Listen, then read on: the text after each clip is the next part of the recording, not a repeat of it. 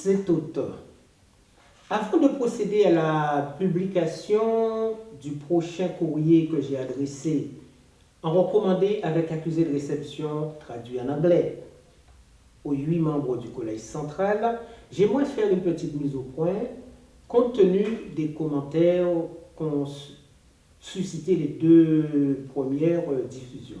Alors, une question, qu'est-ce que j'attends de ces courriers? J'aimerais rappeler que je ne suis pas un ex-TJ en tant que tel, je n'ai été que proclamateur non baptisé et j'attendais la série des 3 entretiens avant le baptême pour faire part de mon refus d'observer certaines obligations que les témoins imposent à leurs fidèles.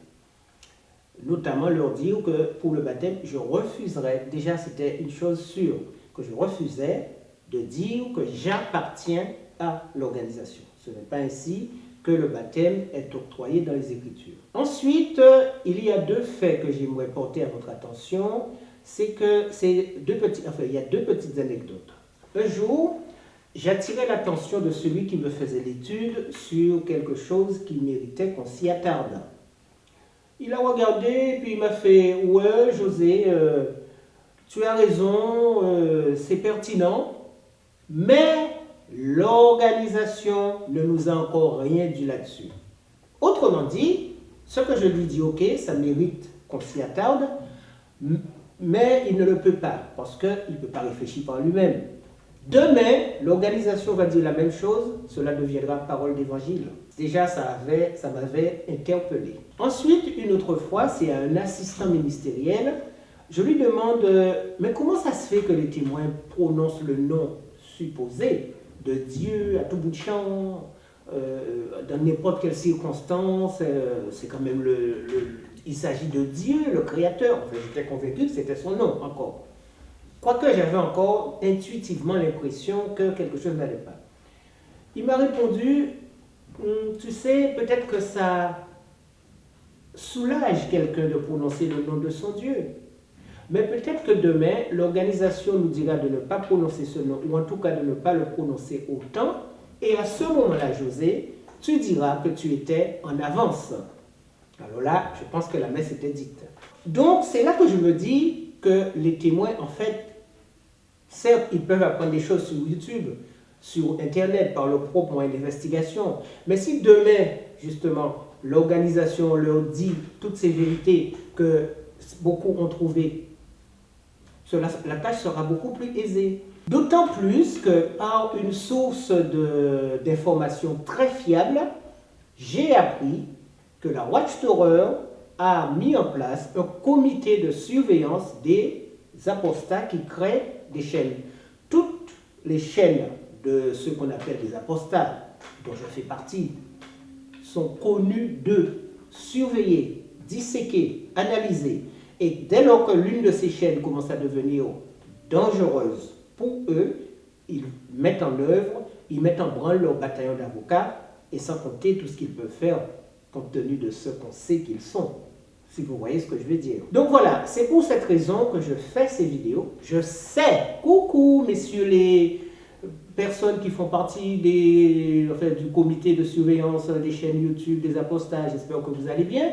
C'est un petit coucou en passant. Mais je sais que de toute façon, ces courriers, en papier, je ne sais pas. Je prie, parce que je remets tout entre les mains de Dieu, je prie pour que ces courriers soient lus par eux et que quelque chose se passe, un mouvement.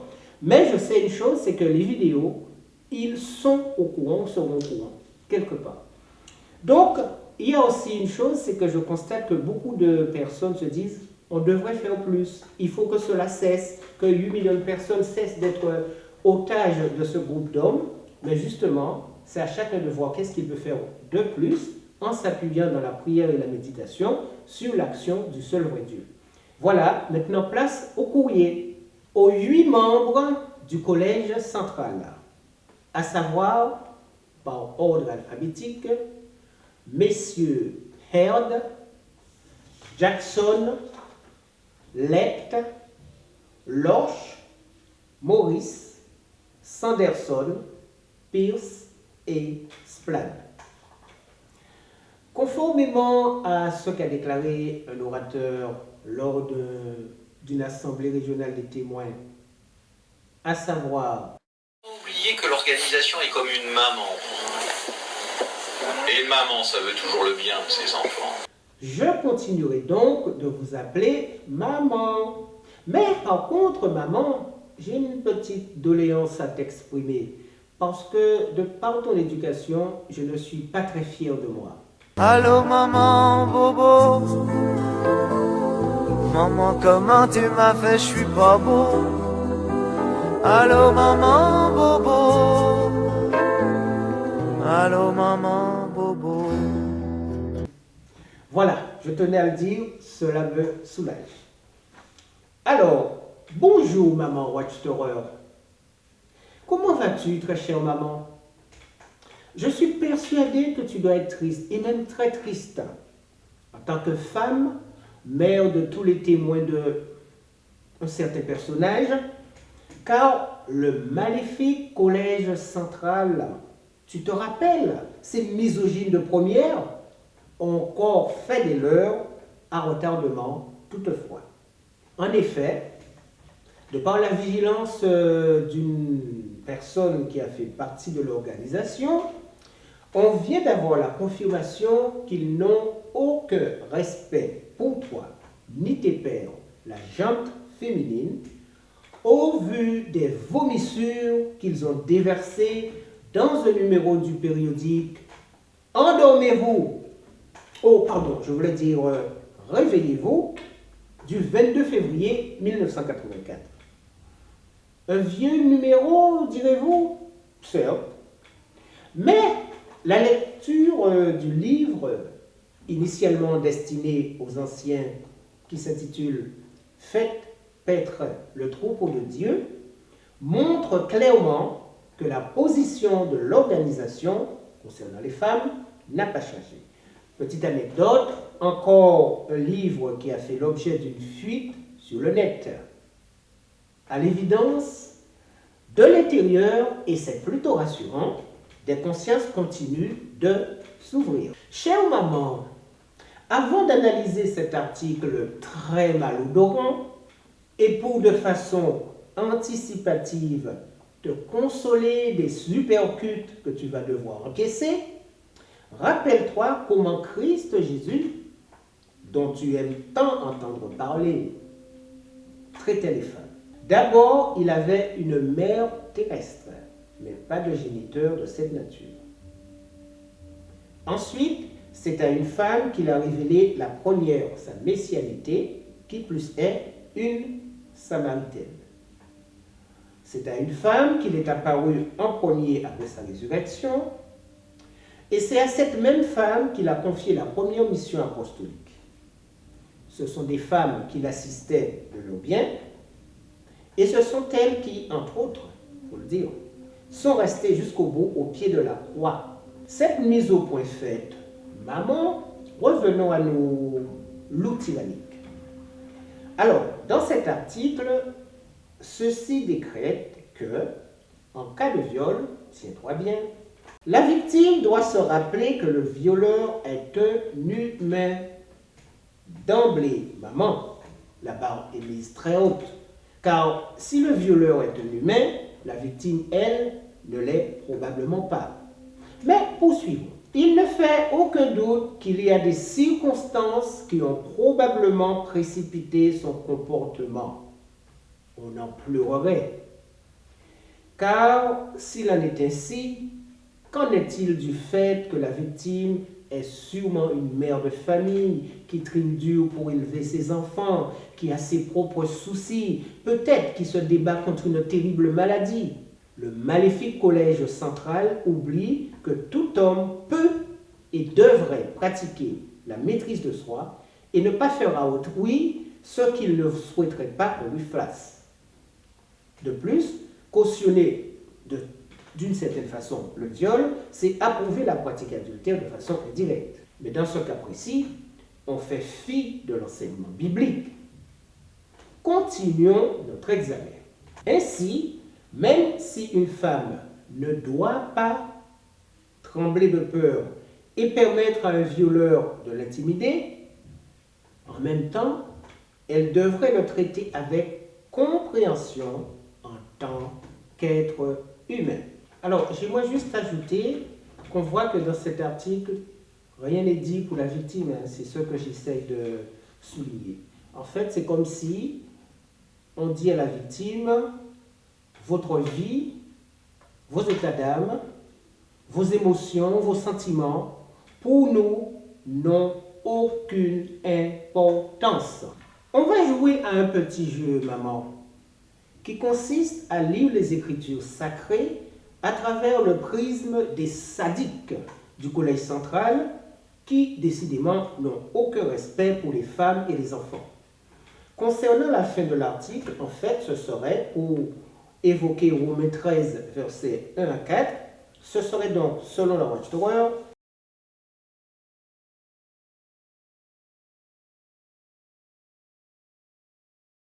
car il semblerait que c'est la volonté divine. Et donc, une femme qui s'oppose à un violeur s'oppose à une disposition de Dieu et recevra un jugement pour elle-même. Car un violeur est redouté non si on est gentil, mais si on donne des signes de résistance. Veux-tu donc ne pas trembler de peur face à un violeur? Fais tout ce qu'il te demande de faire et tu t'en sortiras sans trop de casse. Mais si tu résistes, tu as tout à redouter et ce sera bien fait pour ta tronche, car ce n'est pas en vain qu'ils sont menaçants.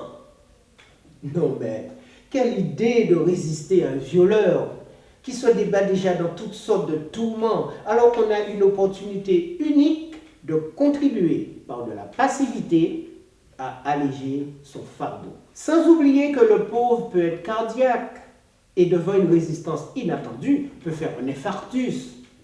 Et après, se voilà avec un mort sous la conscience alors que l'on doit tout faire pour être pur du sang de tous les hommes.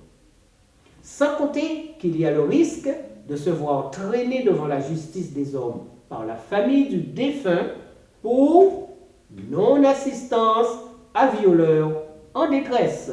Par ailleurs, cette recommandation de l'article de février 1984, elle devrait faire donc, messieurs les 8 membres du Collège central, elle devrait faire l'objet d'un culte familial pour que les maris puissent l'enseigner et même l'inculquer à leurs femmes, filles et fillettes, voire les garçons et garçonnettes, car souvent, des viols chez les témoins concernent des petits garçons comme Beau Joël, par exemple, ou ce monsieur José Lopez qui fit un procès à l'organisation, procès au cours duquel monsieur Loche refusa d'aller témoigner. J'en parle dans l'un de mes précédents courriers. La Watchtower fut condamnée à verser 13 millions de dollars, l'argent des dons de ses fidèles. Même si elle va dire on a fait appel, les faits sont là. Tu vois, maman chérie, jusqu'où va la débilité de ces hommes malfaisants? Où tout cela est-il écrit dans la Bible? Un violeur devait être lapidé purement et simplement. Mais après l'encouragement à commettre des actes de pédophilie en toute impunité, le cours de pratiques sexuelles solitaires via cette pathétique vidéo à usage soi-disant interne, ces pratiques servant des intérêts occultes, et là, cette incitation au viol, ces hommes sont vraiment parmi les plus détestables sur Terre. Malheur à vous, messieurs Heard, Jackson, Lett, Loche, Maurice, Sanderson, Pierce, Splan, qui faites des lois injustes et n'écrivent que pour instituer l'oppression, ce qui est le cas dans cet article. Vous privez les malheureux de leur dû et jouez avec les droits des pauvres. Les veuves deviennent vos proies et vous dépouillez l'orphelin et l'orpheline. Que ferez-vous, messieurs, au jour du règlement de compte? Où fuirez-vous pour chercher du secours lorsque viendra la ruine, dans votre cas, prévu. Où déposerez-vous vos trésors amassés sur le dos de vos ouailles? Dans quel paradis fiscal? Aux îles Caïmans? Malheur à vous, messieurs Heard, Jackson, Lett, Loche, Maurice, Sanderson, Pierce, Splann, qui méprisez la veuve et l'orpheline en les livrant impunément en pâture à des prédateurs sexuels qui n'ont plus de conscience, plus de sensibilité, qui ne craignent pas Dieu et donc qui sont pires que des monstres. Vous ne faites aucun cas de cette recommandation biblique. Le culte qui est pur et sans souillure du point de vue de notre Dieu et Père, le voici, prendre soin des orphelines et des veuves dans leur tribulation, et se garder sans tâche du côté du monde. Malheur à vous, messieurs Heard, Jackson, Lett, Loche, Maurice, Sanderson, Pierce, Splann, parce que dans cet article de février 1984, vous appelez le mal bien et le bien mal.